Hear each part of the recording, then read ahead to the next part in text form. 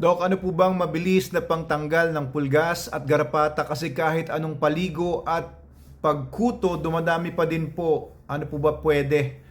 Eto guys, no, marami po ang magugulat sa sasabihin ko sa inyo ngayon. Pero yan ang naging problema namin din sa Manalo Resort Hotel. And just recently, no, may mga nagtatanong sa akin kasi tungkol kay Rigor, yung alabay na pinagaling natin because of SDN ay umayos, naglalakad na siya, nakakatakbo, pinaganda natin si Rigor, naging healthy si Rigor. Pero guys, ito sobrang nalungkot ako nito. 2 weeks ago pa ito. Uh, Di ko alam kung paano sasabihin pero namatay na po si Rigor. And kung bakit, because of blood parasitism, ang bilis. No? Una, sinabi lang sa akin nung nag-report sa akin, hindi daw na makalakad si Rigor. Tapos dinala kagad sa vet and nakita mababa yung platelets and bumigay na agad si Rigor. Pagdala pa lang doon, mga 1 day pa lang or 2, ay ayun, meron ng blood parasite. Nakakuha kasi ng mga aso ang blood parasites from mga garapata. Ngayon ito, no? Bakit nagkaroon ng blood parasite si Rigor? And yung isa pa naming aso doon, nandoon naman sa dati naming lugar sa kabila lang, yung sa dati naming area sa Manalo Resort Hotel. Nauna na yon ng mga 4 weeks ago na nakita ko na nagbe-bleeding siya sa ilong niya, nagkakaroon siya ng nosebleed at alam ko na yon, garapata yon dahil sa blood parasite. And true enough, noon dinala namin sa vet, pina-check ang dugo, ayun, blood parasitism. In-antibiotics namin, pero kahit in-antibiotics na namin, 2 weeks din siya nag-antibiotics, hindi rin po nakayanan ni Atlas, yung aming Australian cattle dog, ay ayun, namatay din po si Atlas. So dalawang aso po namin ang namatay because of blood parasitism just recently. And ayoko naman na manisin ng ibang tao and ayokong isipin ng mga tao na ayun, hater ako ng mga stray dogs, hater ako ng mga askal. Pero ito guys, napakalaking problema po talaga natin dito sa Pilipinas, ang blood parasitism, at ang hirap nito masawata. Kahit dito sa bahay, si Logan po, nagkaroon po ng blood parasitism a few years ago. I think that was during the pandemic. Kasi ang dami pong askal, ang dami pong stray dogs. Sabi ni Direk Ace, huwag ito gamitin yung word na askal sa aking mga videos. Pero ang totoo niyan, askal is really a word, sabihin na natin derogatory, pero ang totoo niyan, pag sinabi mong askal, short term lang naman yan for asong kalye.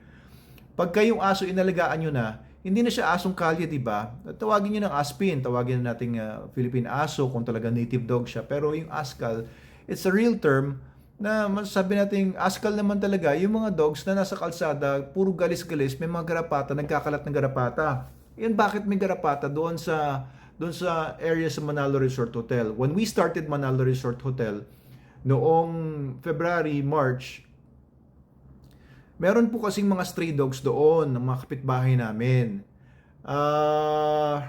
Nahiya naman sila nung when we asked them about their dogs, kung pwede itali nila yung mga aso nila. Kasi doon sa mismong CR namin doon sa dating outpost na ginawa ko pa lang, hindi ko pa binibili yung resort, may mga garapata naggagapangan doon sa mga walls ng CR namin. Wala namang garapata yung mga aso ko na nilagay ko doon. And it turns out may mga aso galing sa kapitbahay na nagpupunta doon sa area namin na may daladalang mga garapata. So yung isang kapitbahay namin na may mga dogs na nakaka-stray doon, nakakawala doon, ay rinigaluhan ko na lang ng super dog soap, ganito. So umayos naman yung dogs niya, no? I think kasi nawala na rin yung mga garapatang gumagapang doon sa mga walls namin. Pati yung dating caretaker ni Mr. Pumarada na inabsorb ko, naging empleyado na rin namin. May mga dog siya na pag-alagala lang din sa resort. Pinatali ko na sa kanila. Sabi ko, bawal na magkaroon ng mga stray dogs dito sa loob ng resort. Ganon din po, may mga stray dogs din galing dun sa mga bahay pa malayo. Nagpupunta sa resort na meron pong nanganak pa doon na pinapahuli po namin sa barangay. Ah, kasi po nagkakalat nga sila ng mga garapata. Nagkakalat pa ng iba pang mga sakit. Di pa namin alam kung ano pang mga sakit na kinakalat noon. Maaring may distemper. Kaya ngayon, no, couple of weeks ago, dahil nga sa nangyari kay Rigor din, pinahuli ko na talaga yung mga stray dogs na pumapasok sa Manalo Resort Hotel. Yung mga kapitbahay namin wala nang problema, yung malalapit na sa amin. Kasi tinatali na nila, kinukulong na nila yung mga dogs nila dahil nga pumapasok nga dun sa resort. So okay na naman, no? Tapos rin naguluhan ko ng super dog soap kaya umayos naman. Pero meron pa rin nga galing sa malalayo, ayun,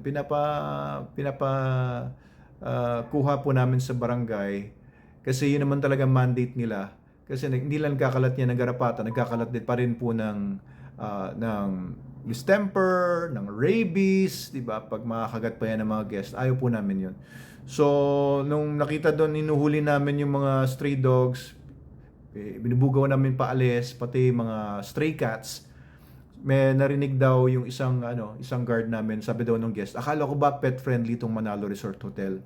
So, yun pa yung ba? Akala ko ba pet friendly to? Bakit nila hinuhuli yung mga Kasi may mga tao po hindi po nakakaintindi ng mga tinatawag na zoonosis or yung mga sakit na pwedeng ilipat-lipat ng mga dogs na walang mga bakuna, walang mga prophylactic medications, pwedeng mailipat yan sa mga tao at sa ibang mga aso. So, itong nangyari kay Rigor, ang nararamdaman ko doon, galit. Kasi, mahal ko yun si Rigor eh. Dito, inalagaan ko yun. Pina-adapt sa akin yun. Inalagaan ko naman. Hanggang sa tumaba na siya, gumanda na yung kalusugan niya, gumanda yung balahibo niya, gumanda yung paglalakad niya, nakakatakbo pa yung aso. Tapos ganun lang ang mangyayari. So, halong galit at lungkot yung naramdaman ko. Hindi ko na nga hindi ko na nga tinignan yung bangkay niya, hindi ko na nga pinuntahan doon sa Manalo kaya pinalibing ko na lang. Pero sobrang nakakalungkot talaga si Rigor. Pati si Atlas. Si Atlas din kasi yun, lalaro-laroan ko yun doon sa dati naming site. Tapos mamamatay lang because of blood parasitism. Kaya po lahat po na pumapasok ng mga aso doon sa Manalo Resort Hotel, kailangan po talagang kumpleto sa bakuna. Number 1, kailangan po ipakita nyo sa amin na kumpleto sila sa bakuna. Pakita nyo po yung mga vaccination card. Ayaw po namin magkasakit yung mga aso po namin. Pati yung mga aso po ninyo. So, siguraduhin niyo po lahat po ng dadaling po mga aso, mga pusa doon sa resort natin ay bakunado po ng lahat ng mga kailangang bakuna. 5-in-1, anti-rabies. Pati, hopefully, pag pupunta kayo doon, yung mga asong mga dala ninyo, naka-Bravecto po yan, naka-NexGard or naka-Simparica or iba pang Ito po, very effective po. Panligo nyo ito 3 times a week. Babad nyo muna 10 minutes bago nyo banlawan, nakakapatay po ito ng mga garapata. At the same time, gumamit po kayo ng 7 doon sa mga walls, no? Kung merong mga nagbe-breed kasi yung mga matatabang garapata, buntis yun. Mangingitlog ngayon, mahuhulog yan mula sa aso ninyo. Gagapang na yan sa mga pader para mangitlog. Kahit tirisin nyo po yan, yung mga itlog, buhay pa yun, mag-hatch pa rin yun. Kaya huwag nyo tirisin lang yung mga garapata.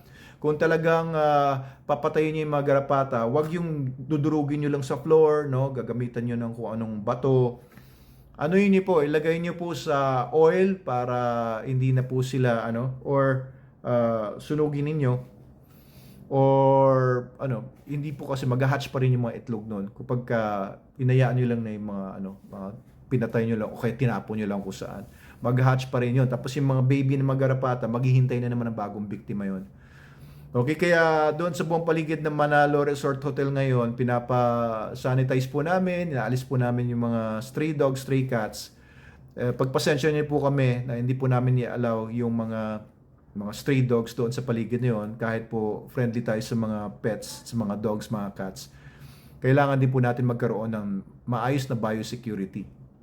Okay, so pa-check up nyo rin yung aso nyo kung sakaling nagkaroon ng garapata, doon sa nagtatanong sa atin kasi baka may blood parasites na po yan.